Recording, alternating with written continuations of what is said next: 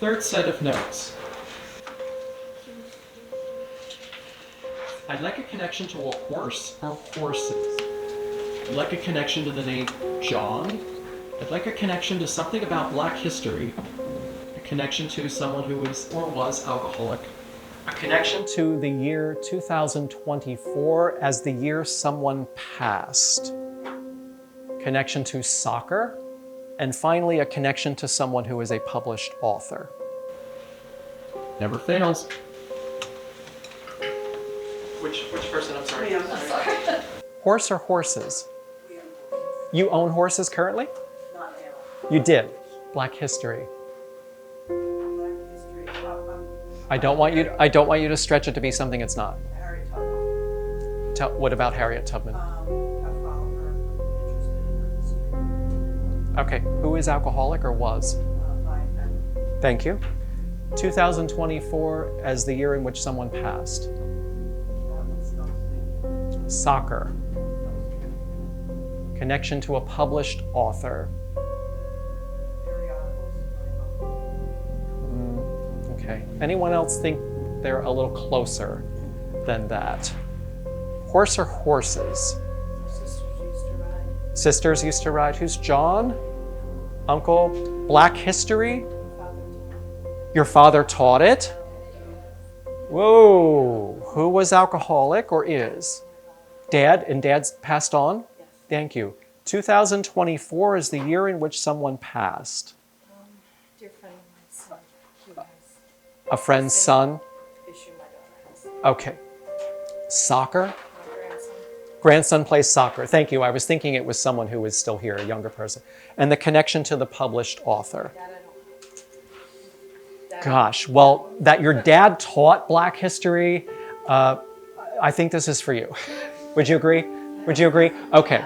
So you have to figure out your connection to someone who is published. Any ideas? Oh, my niece. Yes. What's been published? She's a professor, so She's a professor, so has she had books published? she's had articles, papers. I'll take it. I'll take it. You hit all of these. You hit all of these. Okay. Give me your first name, please. Mary. Mary. And Dad's first name and about the age when he passed. Dennis, 83. Okay. Your dad feels to me like he was a very private person. Does that make any sense to you? So I'm going to stand by it. Okay. I'm going to stand by it. So here's what he's showing me. He's showing me swapping out masks. So he's showing me a public persona, and then he's showing me a private persona. So it's almost like Dr. Jekyll, Mr. Hyde. You understand this?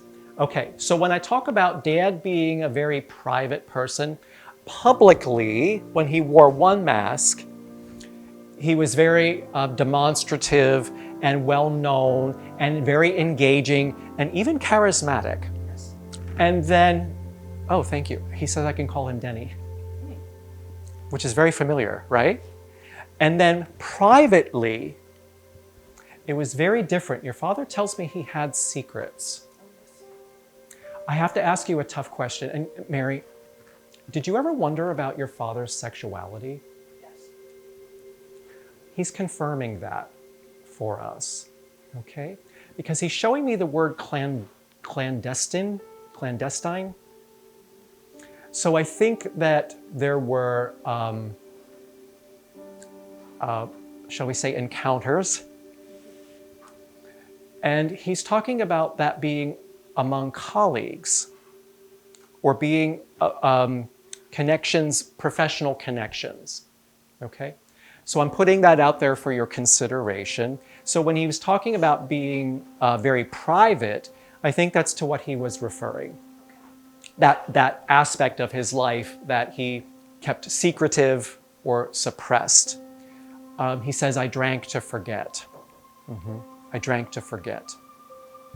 Dad's making me feel as though, was he married more than once, by the way? No. Okay. He's making me feel as though he was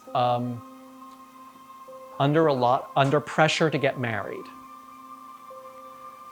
So I don't know if your mother was pregnant when they got married, for example. if someone was conceived out of wedlock, either of their families was pressuring them. But he's telling me if I had to do it all over again, he would have done it differently. So for what that's worth. He wants to thank you for being the family genealogist. And he says, please collate all of that information into a single document, Mayor, so that the younger folks who don't care about it right now and aren't interested in it right now will have it when they are adults, okay? And then they'll appreciate it, all right? And he says, put it all in there, warts and all. Warts and all. So he says, not just lists of who begat whom. He says, the stories and the anecdotes. Make sure it's in there. He's bringing up the month of April. You're going to see me writing words tracing over words that I'm seeing in the air. He's bringing up the month of April as eventful or significant, connected to memory. What would that be? My anniversary. Your anniversary. So then he wants to acknowledge you and your marriage and your union. Who is James? Jim or Jimmy? We had cousins. Jimmy's all over the family. Is there a Jimmy that is deceased that passed somewhat tragically that would be with him? He's saying yes. I'm not aware. Okay, think on it, please, beyond our time together. And you're Mary. Is there another female that is an M-A-R to the beginning of the name? Yes. And who would that be? My aunt. Your aunt. Is she deceased? She's still living. He wants to be remembered to the other Mary. Okay. Is that his sister? Yeah. Oh, okay. Wants to be remembered to his sister, Mary. Okay. All righty. He says, Mary, I wouldn't have believed any of this shit when I was here. No, he wouldn't. What we're doing, right? But he says, I get it now. I get it now. Because he was more pragmatic than that. And what we're dealing in that which is ethereal and intangible. Didn't compute in his brain. He says, I get it now. So he says, I wish we had been closer. I wish I had been more affectionate.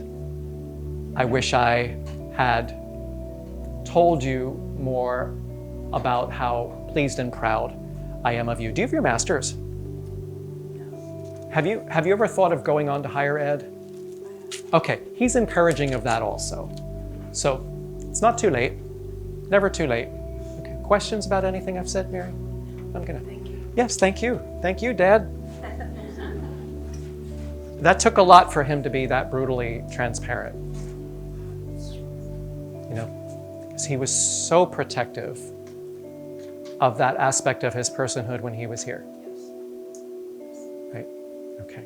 So I give him he gets points for that, okay?